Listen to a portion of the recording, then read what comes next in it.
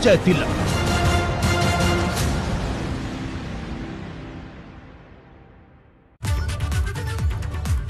नमस्कार, बहुत स्वागत है आप सभी का। आप देख रहे हैं एबीपी गंगा। मैं हूं आपके साथ जया मिश्रा। बुलेटिन की शुरुआत करेंगे। प्रधानमंत्री मोदी के साथ ही अब भाजपा के चाणक्य ने यूपी चुनाव की कमान खुद संभाल ली है और विरोधियों को पस्त कर सत्ता वापसी का चक्रव्यूह रचने की तैयारी है।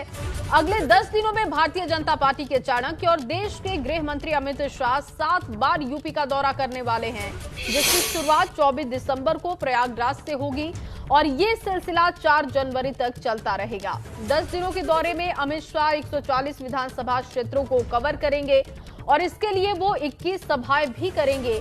3 रोड शो करने वाले हैं। ये रोड शो अयोध्या, गोरखपुर और बरेली में होगी।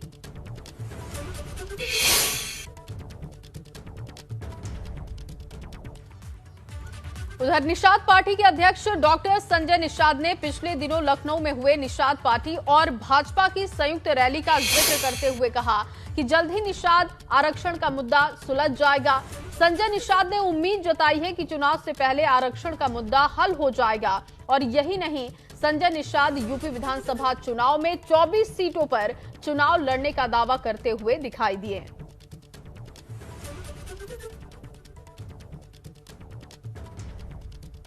हमारे साथ बात करने के लिए डॉक्टर संजय निषाद, जो निषाद पार्टी के राष्ट्रीय अध्यक्ष भी हैं। डॉक्टर साहब, आपकी पहल पर भारतीय जनता पार्टी ने एक बड़ा मूव किया है। केंद्र सरकार से रिक्वेस्ट की है कि आप लोगों को अनुसूचित जाति में शामिल किया जाए। क्या लगता है कि थोड़ा डिले हुआ है इसको लेकर?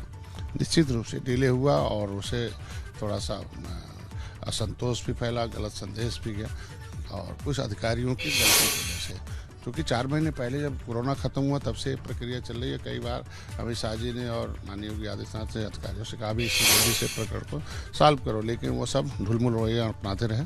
लेकिन उस दिन रैली में थोड़ा हमारे नौजवान नाराज़गी दिखाए और समझ नहीं पाए माननीय अमित शाह जी के शब्दों को, कि उन्होंने मन से कहा था भाई हम मछुआ समुदाय के सभी मुद्दों का हल भारतीय जनता पार्टी करेगी, लेकिन उनमें हमारे लोग आरक्षण पर स्पष्टीकरण चाहते थे। तो 18 तारीख को शाम को बैठक हुई और उसमें एसपी गोयल बुलाए गए थे, धर्मेंद्र प्रधान जी थे और सिद्धार्थनाथ सिंह जी थे और उसमें तय हुआ कि इसे जल्दी से जल्दी, उन्होंने कहा अल्टीमेटम दिया कि भाई कल रविवार है, सोमवार को हर हाल में लेटर जाना चाहिए। कितनी सीटों पर? हम तो कहते हैं कि 2 दर्जन सीटें मिलेंगी हमको निश्चित रूप से, जो उन्होंने कहा है कि भाई सम्मानजनक सीटें मिलेंगी, आप परेशान मत रहो। से बात करने के लिए डॉक्टर संजय निषाद थे, जो साफ तौर पर मानते हैं कि दरअसल ये मामला हमें शामिल करने का नहीं है, बल्कि हमारी चीज़ों को ठीक से पेश करने का है, क्योंकि ऑलरेडी हम संविधान में हमारी जाति को शामिल किया जा चुका है। केवल उसको एक्सप्लेन कर दें तभी हमारा काम चल जाएगा। उधर समाजवादी पार्टी अध्यक्ष अखिलेश यादव ने आज सपा के गढ़ कहे जाने वाले मैनपुरी में समाजवादी पार्टी के विजय रथ यात्रा के 8वें चरण की शुरुआत की। मैनपुरी से होते हुए अब से थोड़ी देर पहले सपा की विजय यात्रा एटा से गुजर रही है। एटा पहुंचने पर अखिलेश यादव ने पूरे प्रदेश में चल रही भाजपा की जन विश्वास यात्रा को लेकर तंज किया और कहा कि भाजपा का रथ नहीं बल्कि चौबिन का ठेला है। भाजपा के रथ से यात्री भी गायब दिखाई दिए। वहीं अखिलेश ने आज प्रयागराज में प्रधानमंत्री मोदी के उस बयान पर भी सवाल खड़े किए, जिसमें पीएम मोदी ने कहा था कि यूपी की कानून व्यवस्था में 5 साल में बड़ा बदलाव हुआ है। अखिलेश यादव से बात की है एबीपी गंगा संवाददाता नितिन उपाध्याय ने। सुनते हैं। समाजवादी विजय रथ समाजवादी पार्टी के अभेद्य किले में समय चल रहा है और जनता का जबरदस्त समर्थन मिल रहा है। हमारे साथ राष्ट्रीय अध्यक्ष अखिलेश यादव जी हैं। किस तरह का सर समर्थन है? और ये तो वो जगह है जहां से समाजवादी की नर्सरी कहा जाता है। आज मैनपुरी और एटा का समाजवादी विजय रथ का कार्यक्रम था, जो जनता का समर्थन दिखाई दे रहा है, जो जोश और उत्साह दिखाई दे रहा है। इस बार भारतीय जनता पार्टी का सफाया होगा और इन जिलों में भारतीय जनता पार्टी शून्य होने वाली है। और इसलिए होगी क्योंकि ना किसानों की आय दोगुनी की है, ना महंगाई कम की है, ना युवाओं को नौकरी और रोजगार दिए हैं। जो बड़े बड़े बिजली के कारखाने भी लग रहे थे वो आज ठप कर दिए हैं। अगर बन गए होते तो शायद उत्तर प्रदेश को बिजली मिलती है। आपका भी रथ चल रहा है, बीजेपी का भी 6 क्षेत्रों में रथ चल रहा है। इस रथ की उस रथ से कैसे तुलना देखेंगे? ये समाजवादी पार्टी का विजय रथ 6 रथों पर हावी है और वो जो रथ चल रहे हैं वो जुगाड़ के चल रहे हैं। कुछ लोग आए चले गए, अब रथ कहाँ है किसी को नहीं पता। दिन में सुबह कहा चाउमीन नहीं, वो जुगाड़ के रथ हैं, और अगर उनको दूर से देखें और करीब से किसी से जानकारी करें तो लखनऊ में जिस तरीके से खाने पीने और चाउमीन के ठेले लगते हैं, जो ट्रक के ठेले बनते, उस तरह का उनका रथ दिख रहा है। जो लोग रथ में चलने वाले थे वो कहाँ चले गए अब?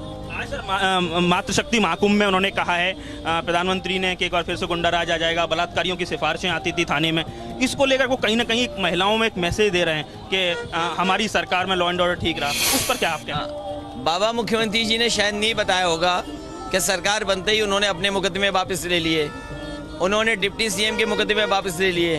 हाथरस जैसी बेटी के साथ घटना हुई और लगातार उत्तर प्रदेश में बेटियों के साथ अन्याय हो रहा है, उनके साथ घटनाएं घट रही हैं। आज अगर हम एनसीआरबी के ही आंकड़े देखें तो 40% से ज़्यादा महिलाओं के खिलाफ उत्पीड़न और अन्याय बढ़ा है, और वहीं दलितों के खिलाफ भी 40 और 50% से जाकर के उनके खिलाफ क्राइम बढ़ा है। तो देश के आंकड़ों में उत्तर प्रदेश आगे बढ़ रहा है।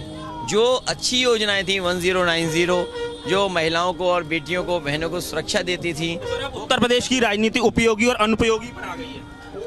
अनुपयोगी इसलिए कहेंगे कि उत्तर प्रदेश को इन्होंने बर्बाद कर दिया है। एटा तक ये लगातार उनका जो रथ चल रहा है, लाखों की भीड़ अभी तक उन अखिलेश यादव से मिल चुकी है। तो ऐसे में आप देख सकते हैं कि ये सुहेलदेव समाज पार्टी के हैं। आप सुहेलदेव पार्टी के जी, राजभर जी की पार्टी के, तो अब अखिलेश जी उनसे मिल रहे हैं। तो कुल मिला के गठबंधन के जितने भी दल हैं उनका भी सम्मान अखिलेश यादव कर रहे हैं, और ऐसे में अब ये रथ है आगे बढ़ रहा है।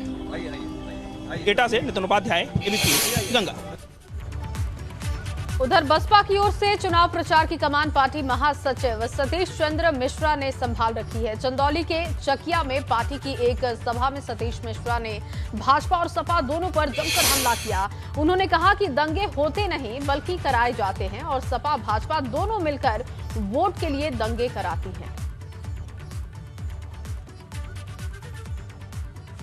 दंगे होते नहीं है, दंगे कराए जाते हैं। और ये भारतीय जनता पार्टी और ये समाजवादी पार्टी जो एक दूसरे से मिले रहते हैं, ये मिलजुल करके योजना बना करके अपने वोट की राजनीति करने के लिए इस तरह के दंगे फसाद कराने का काम करते हैं। अब ये छुपा नहीं है। वहीं मिशन यूपी 2022 के लिए भाजपा कोई कोर कसर नहीं छोड़ना चाहती। सीएम योगी की रैलियों और जनसभाओं की तो बात करें तो ताबड़तोड़ हम दौरे देख रहे हैं। उधर प्रधानमंत्री मोदी ताबड़तोड़ यूपी का दौरा करते जा रहे हैं, और इसी कड़ी में प्रधानमंत्री ने आज प्रयागराज का दौरा किया, जहां पीएम ने मातृशक्ति महाकुंभ में महिलाओं को बड़ी सौगात दी है। सीएम योगी समेत तमाम मंत्रियों और नेताओं की मौजूदगी में पीएम ने स्वयं सहायता समूह की महिलाओं के बैंक खातों में 1000 करोड़ रुपए की धनराशि ट्रांसफर की है। साथ ही 202 टेक होम राशन प्लांट का भी शिलान्यास किया गया। इस दौरान प्रधानमंत्री ने प्रदेश भर में प्रयागराज आई लाखों महिलाओं को संबोधित किया। पीएम मोदी ने कहा कि भाजपा सरकार ने महिलाओं के सशक्तिकरण के लिए तमाम योजनाएं बनाई, और उनकी बेहतरी के लिए जो काम किए वो अभूतपूर्व है।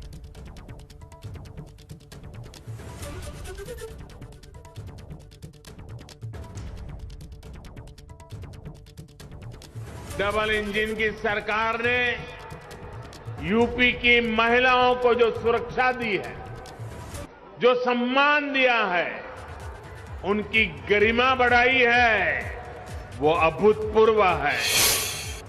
भाइयों और बहनों, माताओं बहनों बेटियों, उनका जीवन पीढ़ियों को प्रभावित करने वाला, पीढ़ियों का निर्माण करने वाला जीवन होता है।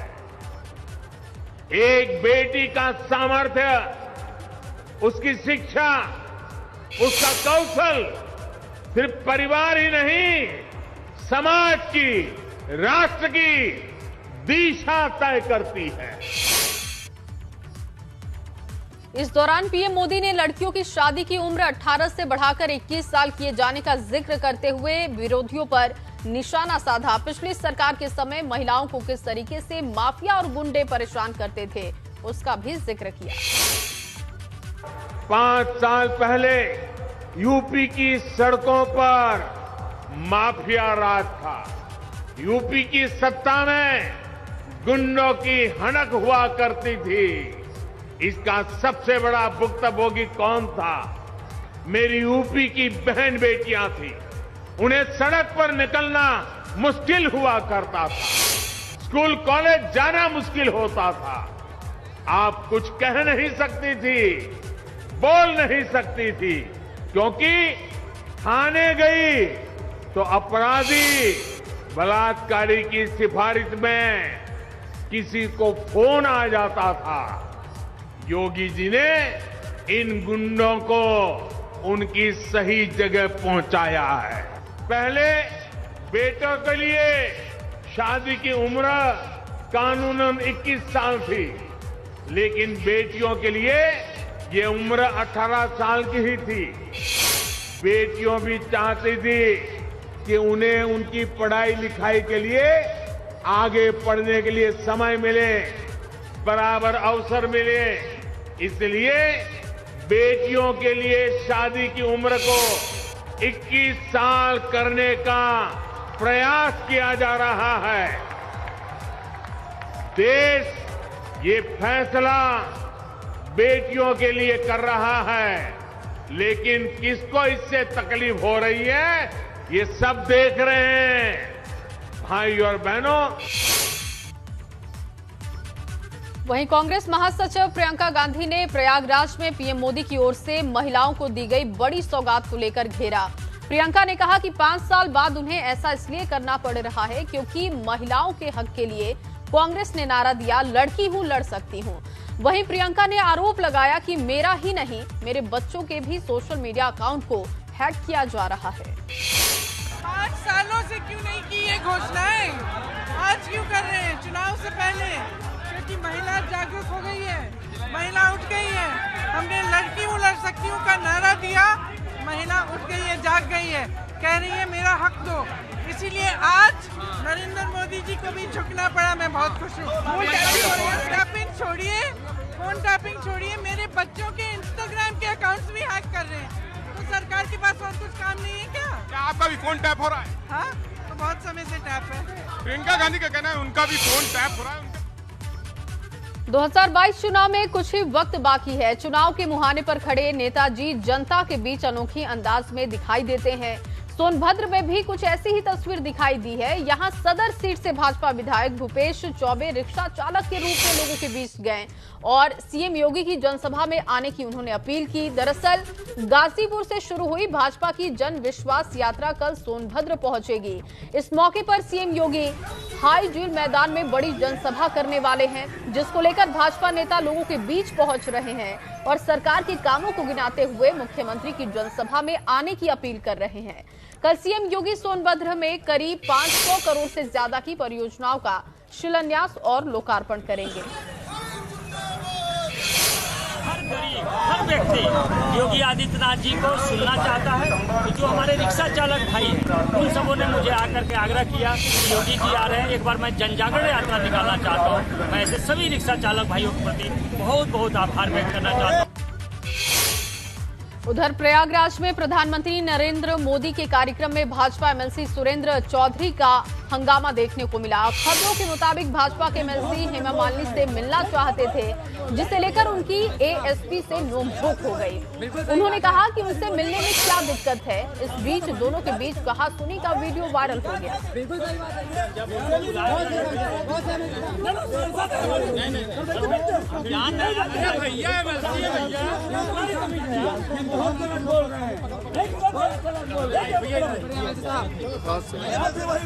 सही बात है। अरे हिरोइने तो है क्या यार, और सांसद हमारी क्या दिक्कत है? बिल्कुल सही बात है।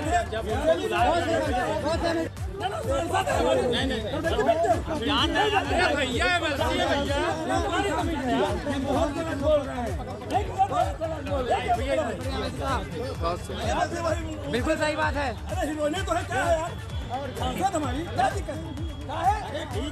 बिल्कुल सही बात है।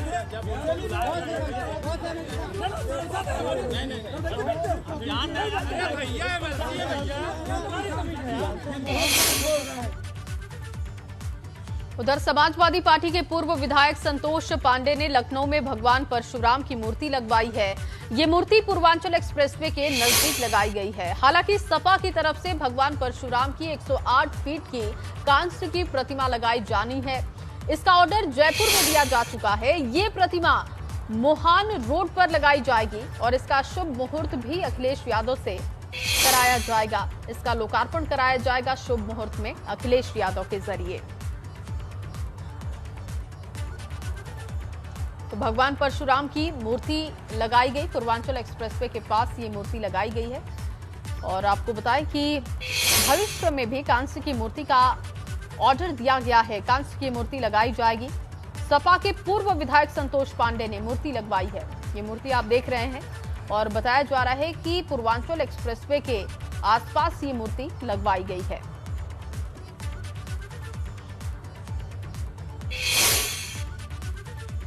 और अब खबर संभल से है, जहां संभल में राज्य मंत्री बलदेव सिंह औलख का विवादित बयान देखने को मिला।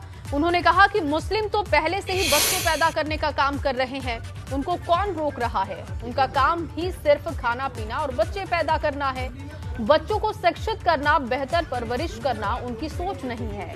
यूपी में भाजपा की सरकार बिना किसी भेदभाव के हर समाज के बच्चों को शिक्षित करने का काम कर रही है। औलख ओवैसी की पार्टी के नेता के उस वीडियो पर पूछे गए सवाल पर जवाब दे रहे थे, जिसमें कहा गया था कि मुस्लिम को ज्यादा बच्चे पैदा करना है, तभी वो ओवैसी को प्रधानमंत्री बना सकते हैं। तो बच्चे पैदा तो पहले से ही वो कर रहे हैं, उनको रोक कौन रहा है। उनका खाना पीना और उसके बाद बच्चे पैदा करना, उनकी सोच नहीं है कि हमारे बच्चे की अच्छी जगह पढ़े। उनकी सोच नहीं कि हमारे बच्चे तरक्की करें। उनकी सोच नहीं है कि हमारी बच्चियां बेहतर किसी जगह पे। मगर योगी जी के नेतृत्व में, मोदी जी के नेतृत्व में जो सरकारें आई हैं, उन्होंने बिना भेदभाव के सब बच्चियों को पढ़ाने का काम किया, बच्चों को पढ़ाने का काम किया, उन्हें ट्रेनिंग देने का काम किया। हरिद्वार से है। हरिद्वार में जिला प्रशासन की ओर से राष्ट्रीय सरस मेला 2021 का आयोजन करवाया गया और मेले के आयोजन का उद्देश्य स्वयं सहायता समूहों के उत्पादों को बाजार उपलब्ध करवाना है। प्रदेश के ग्राम्य विकास मंत्री स्वामी यतीश्वरानंद ने मेले का उद्घाटन किया। उस वक्त की तस्वीर भी आपको दिखा रहे हैं। श्री गणेश का शुभारंभ किया गया है। इस समय पूरे देश के अंदर सैकड़ों की संख्या में हर साल ये राष्ट्रीय सरस मेले लगाए जाते हैं। जो इनके द्वारा जो प्रोडक्ट बनाए जाते हैं उनको मार्केट कैसे मिले, उनका प्रचार प्रसार ज़्यादा से ज़्यादा कैसे हो, ताकि इनको एक व्यापार मिले और ये घर में बैठे अपने रोजी रोटी से जुड़ सकें। उधर नैनीताल में ठंड के दौरान नगर पालिका की तरफ से अलाव का इंतजाम करवाया गया और अलाव का इंतजाम ना होने पर कई जगहों पर इस खबर को प्रमुखता से दिखाया गया, जिसका असर हुआ है। मीडिया पर खबर चलने के बाद अब नगर निगम की ओर से मल्लीताल और तल्लीताल में अलाव का इंतजाम करवा दिया गया है। दरअसल जिले में हर साल ठंड से नगर पालिका की ओर से अलाव का इंतजाम करवाया जाता है, लेकिन इस बार शहर में किसी भी जगह पर इसकी व्यवस्था नहीं थी। लेकिन जब खबर को प्रमुखता से दिखाया गया, उसके बाद नगर पालिका की तरफ से इंतजाम करवा दिया गया अलाव का। मल्लीताल और तल्लीताल में अलाव का इंतजाम करवाया गया। तस्वीरें आपको दिखा रहे हैं। हालांकि पहले इसकी व्यवस्था नहीं थी। भाई हमारी जो है पूरी तैयारी कर ली है और जो लकड़ी की डिमांड है परिवार से ओडीएम ने कर दी है और इमरजेंसी में हमारे पास कुछ लकड़ी रहती है, उससे हम जरा शुरू कर देते हैं। और वर्तमान में आज की दिनांक से जो हमारा जो है ये मल्लीताल रिक्शा स्टैंड और डाट पे जो है अलाव जलाने की कार्रवाई आज कर दी है। और चलिए इस बीच आपको एक अहम जानकारी दे, उत्तराखंड में मौसम का मिजाज फिर से बदलेगा। 27 से 29 दिसंबर तक बर्फबारी और बारिश की संभावना जाहिर की गई है। 28 दिसंबर को बारिश के साथ भारी बर्फबारी होगी और 3 दिन प्रदेश में बारिश और बर्फबारी से ठंड में भी इजाफा होगा। मौसम विभाग ने इस बात की जानकारी दी है। उत्तराखंड के लिए मौसम की बात करें, आज 21 तारीख दिसंबर की हो गई है, तो मौसम साफ ही चल रहा है, शुष्क चल रहा है और आगे 4 से 5 दिन भी करीब करीब मौसम जो है साफ ही रहने वाला है। जहाँ तक तापमान की बात है तो जो न्यूनतम तापमान है वो जो हमारे प्लेन्स वाले डिस्ट्रिक्ट है, मैदानी क्षेत्र के जनपद हैं, जिसमें कि हरिद्वार और उधम सिंह नगर है, तो वहाँ पर कहीं कहीं पर जो है न्यूनतम तापमान 4 डिग्री से कम है। तो आप ये कह सकते हैं कि जो कोल्ड वेव कंडीशन है, शीत लहर वाली जो स्थिति है, वो करीब अभी 1 से 2 दिन और भी जो है वो चलने वाली है।